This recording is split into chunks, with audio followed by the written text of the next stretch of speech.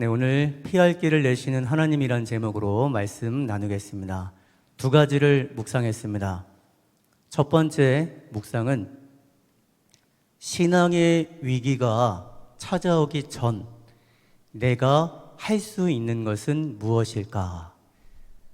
한 번 더요. 신앙의 위기가 찾아오기 전 내가 할 수 있는 것은 무엇일까요? 두 번째, 그럼에도 신앙의 위기가 찾아왔다면 그때 해야 될 것은 무엇일까요? 여기에 답을 사도 바울이 이렇게 이야기합니다. 첫째, 신앙의 위기가 찾아오기 전에 넘어질까 조심하라. 따라해 볼까요? 넘어질까 조심하라. 신앙의 위기가 찾아오기 전에 우리가 할 수 있는 건 내가 넘어질까 조심하는 것입니다. 그럼에도 신앙의 위기가 찾아왔다면 내가 할 수 있는 것은 무엇일까요? 그것은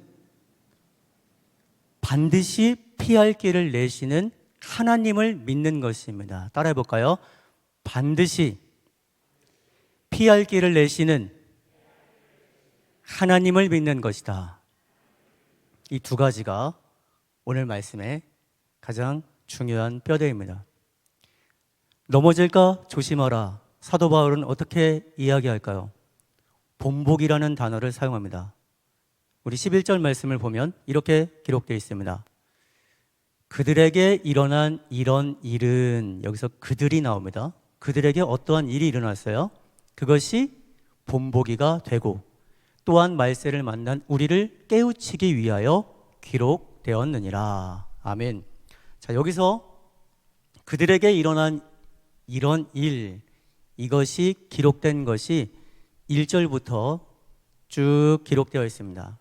여기서 그들은 출애굽한 이스라엘 백성입니다. 이스라엘 백성이 출애굽을 했습니다. 출애굽을 한 이스라엘 백성들은 믿음의 선조들입니다. 그런데 그들에게서 배울 것이 있는 거예요. 그들이 어떠한 일을 했습니까? 하나님께서 인도하여 내신 광야로 간 후에 그곳에서 구름 기둥으로 돌봄을 받고 생명의 양식, 신령한 음식을 먹었습니다. 만나와 메추라기를 먹었습니다. 그리고 신령한 음료, 그것이 바로 반석에서 내신 그 물을 먹게 됩니다. 출애굽하기 전에도 기적을 경험했고 광야에서도 기적을 경험한 믿음의 선조들입니다. 그런데 바울은요, 그 믿음의 선조들에게 무엇을 배워야 하냐면 5절에 보면 그들 다수를 하나님께서 기뻐하지 아니하셨다 이렇게 말씀합니다. 너무 놀랍죠? 이스라엘 백성들 대부분을 하나님께서 기뻐하지 아니하셨다 이렇게 설명합니다. 실제로 수많은 기적을 베풀어 주시고 광야로 인도하여 내신 분이 하나님이신데 이스라엘 백성은 금송아지를 만들고 하나님을 떠나고 그렇게 죄악을 저질렀습니다. 그것을 하나님께서 기뻐하지 아니하십니다. 결국 어떻게 됐죠? 출애굽한 1세대가 모두 광야에서 죽게 됩니다. 딱 두 사람, 여호수아와 갈렙만 하나님이 약속하신 가나안 땅에 들어가는 복을 누리게 되는데 처음에 그 약속이 이스라엘 민족에게 모두 전하여졌지만 그 사람들은 광야에서 죽음을 맞이하게 된 것입니다. 이것을 사도 바울은 본보기로 삼아야 한다라고 하는 것입니다. 이미 아주 오래전에 믿음의 선조들도 그 수많은 기적을 경험했음에도 불구하고 하나님께서 기뻐하지 않으시는 행동을 했고 그것이 우리에게 본보기가 되지 않느냐, 고린도 교회 성도들에게 그렇게 말하는 것입니다. 바울은 굉장히 간절하게 요청합니다. 본보기를 꼭 기억하십시오. 이렇게 이야기합니다. 6절에도 보면 그 본보기가 먼저 이렇게 나옵니다. 6절에 보면 한번 읽어볼까요? 시작.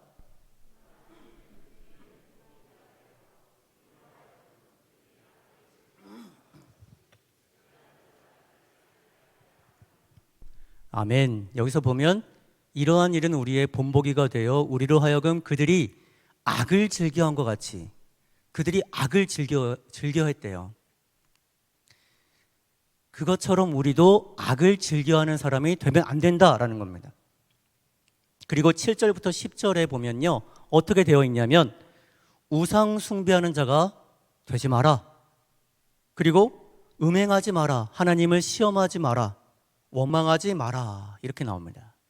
실제로 고린도 교회 성도들은요, 교인들끼리 당파가 생겨서 서로 싸웠습니다. 내가 맞다고, 내가 참이다고, 그리고 내가 진짜라고 말하면서 우리에게 속해라 라고 말하며 싸웠습니다. 서로 법정에까지 가는 고소 고발이 끊이지 않았습니다. 근친상간, 음행이 일어났습니다. 고린도전서는 그 문제의 답을 낸 것이 바로 사도 바울의 편지입니다. 그래서 고린도전서를 읽어보면요, 문제가 나와요. 문제가 나오고 거기에 따른 해법 원리가 소개됩니다. 그 다음에 실천 지침이 나와요. 우리도 똑같습니다. 우리가 인생을 살아갈 때에 수많은 문제가 다가올 수 있습니다. 거기에 반드시 성경에 기록된 해법 원리가 있습니다. 그것을 기억하는 사람은 내가 어떻게 실천하면 되는가? 실천 지침을 따르면 됩니다. 선줄로 생각하지 말고 12절 말씀이죠. 넘어질까 조심하라. 네가 선줄로 생각하지 말고 넘어질까 조심하라. 바울의 권면, 바울의 당부입니다. 제가 말씀을 준비하면서 몇 주간 어떤 교회에 이런 일이 있더라, 이런 얘기를 들었습니다. 가슴이 아팠습니다. 이런 문제가 있구나. 어쩌다 그렇게 됐을까? 그런 문제가 계속 되다 보니까 어느 순간에는요, 제가 이런 고백을 했습니다. 우리 바름교회는 그런 문제가 없어서 참 다행이다. 제가 그런 고백을 했습니다. 그런데 말씀을 준비하면서 깜짝 놀랐습니다. 하나님께서 어떤 말씀을 주시냐면 네가 선줄로 생각하느냐, 네가 선줄로 생각하느냐, 이런 말씀을 딱 주시는 거예요. 내가 교만했구나. 사탄은, 죄는 한순간에, 어느 순간에 찾아올지 모르는데 내가 감히 지금 내가 평안한데, 우리 교회는 문제가 없는 것 같은데 라는 고백, 그 고백은 잘못된 고백은 아니지만 자칫 우리가 교만해질 수 있는, 우리가 방심할 수 있는 그런 고백이었습니다. 제가 깜짝 놀랐습니다. 주님 용서해 주옵소서. 평안할 때, 나는 안전하다고 느낄 때 삼가 더 조심하고 조심해야 하는데 주님 용서해 주옵소서. 제가 교만했습니다라는 고백을 하게 되었습니다. 여러분, 이것이 우리의 고백이 되어야 합니다. 내 삶이 평안할 때, 우리의 사업이 안정감을 이루고 기름질 때 우리는 자칫 하나님께 주신 은혜와 사랑을 잊을 때가 많습니다. 선줄로 생각합니다. 나는 기반이 다져졌다고 생각합니다. 이 반석은 무너지지 않을 거야 생각합니다. 그때 교만이 찾아올 수 있습니다. 넘어질 수가 있는 것입니다. 드디어 얘가 마음이 방심하고 있구나라고 사탄이 공격 찬스라고 생각하면 어떻게 하시겠습니까? 우린 꼼짝없이 당할 수밖에 없는 것이죠. 따라서 우리는 항상 신앙의 위기가 찾아오기 전에 넘어질까 조심하고 선줄로 생각하는 것이 아닌 언제든지 나는 넘어질 수 있는 연약한 존재임을 하나님 앞에 겸손히 고백해야 하는 것입니다.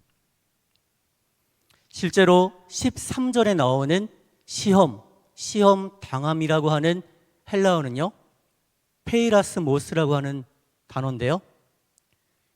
시험, 시련, 유혹. 그런데 이것은 특정한 누구에게나 누구한테 당하는 시험과 시험 당함이 아니라 모두에게, 누구에게나 찾아올 수 있는 시험과 시험 당함을 말합니다. 신앙의 연수가 깊은 사람에게도 시험과 시험 당함과 시련과 유혹이 찾아올 수 있다는 것이 바로 이 시험 그리고 시험 당함입니다. 언제 이 시험이 나에게 올지, 누구를 통해서 시련이 찾아올지, 어떠한 방법으로 유혹이 다가올지는 아무도 모릅니다.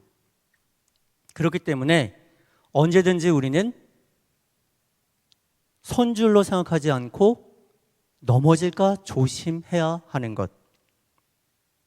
아니라는 생각을 할 때 우리의 마음에 정신을 바짝 차릴 그러한 나의 신앙의 기준, 뼈대를 놓치지 않는 것. 그것이 우리에게 먼저 행해져야 할 귀한 실천 지침입니다. 두 번째는 무엇이라고 그랬죠? 그럼에도 내가 조심하고 또 조심했습니다. 그럼에도 불구하고 신앙의 위기가 찾아왔습니다. 그러면 어떻게 해야 될까요? 아까 뭐라고 그랬죠, 제가? 반드시입니다. 반드시 피할 길을 내시는 하나님을 믿어야 합니다. 이 피할 길이라고 하는 것은 에크바신인데요, 탈출구를 말합니다. 탈출구, 빠져나갈 수 있는 유일한 길을 말합니다. 나가는 문이에요. 나가는 문.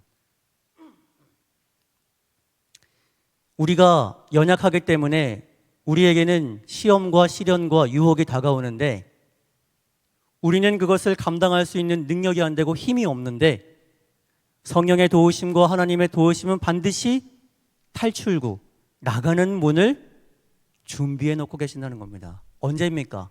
13절에 보면 시험 당할 즈음에 이렇게 되어 있어요. 시험 당하고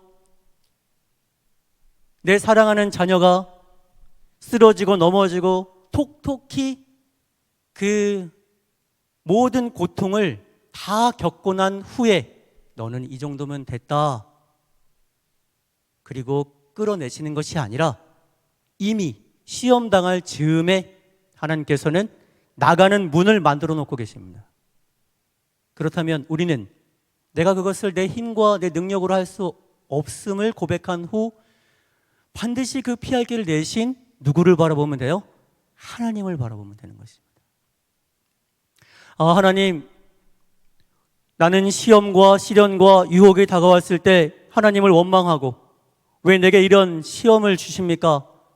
내가 그동안 열심히 신앙생활하고 조금 더 흐트러짐 없이 주님의 뒤를 따랐다고 고백하는데 왜 저에게 이런 시험을 주십니까? 이러한 고백을 하는 것이 아니라 고개를 들고 주님을 바라보면 주님, 나가는 문을 만들어 주셨군요. 피할 길을 내셨군요. 그것을 고백할 수 있는 신앙인이 되어야 하는 것입니다. 여러분, 하나님은 어떤 분이십니까? 나의 하나님은 어떤 분이십니까? 절대로 나를 혼자 내버려 두지 않으십니다. 절대로 나를 눈물과 고통 가운데 그 가운데만 거하게 내버려 두지는 않습니다. 주님께서 나를 어떻게 하십니까? 온전케 하십니다. 하나님께서 사랑스러운 따뜻한 음성으로 나에게 말씀하십니다. 사랑하는 누구누구야, 반드시 내가 피할 길을 준비해 놨어. 이 피할 길, 나가는 문이 저기에 있단다. 눈을 들어 나를 바라보아라. 주님은 말씀하십니다. 이곳에 고통과 시험과 시련 가운데 있는 분이 계십니까? 피할 길을 내시는 주님을 바라보고 주님을 붙드시기 바랍니다. 우리의 신앙이 지금 평안하고 안전한 가운데 거하고 계십니까? 언제 넘어질지 모릅니다. 선줄로 생각하지 말고 넘어질까 조심하시기 바랍니다. 그럴 때 언제나 주님께서는 나의 그 온전함을 칭찬해 주시고, 시험 당할 때는 하나님을 바라봄으로 나아가는 그 연약한 마음에 기름 부어 주십니다.